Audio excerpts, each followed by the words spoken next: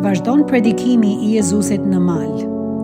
Mos e lepni lëmoshën tuaj para njerëzve me qëllim që ata ju admirojnë, përndryshe nuk do të shpërbleni te Ati juaj që është në qiell. Kur do të japësh lëmosh, pra mos si bjerë boris para teje, ashtu siç bëjnë hipokritët në sinagoga dhe në rrugët për të qenë të nderuar nga njerëzit.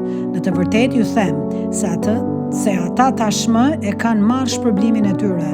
Madje kur jep lëmosh, e majta jote të mosdiç bën e djathta, që lëmosha jote të jepet fshehur azi dhe Ati yt që shikon në fshehtësi do të ta shpërblej haptas.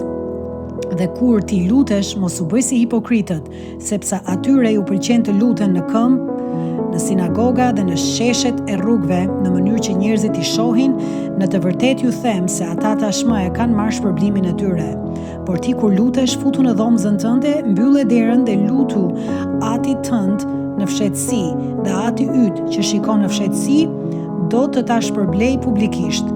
Por kur të luteni, mos përdorni përsëritje të kota, siç bëjnë paganët, sepse ata mendojnë se do të plotësohet lutja se kanë përdorur shumë fjalë.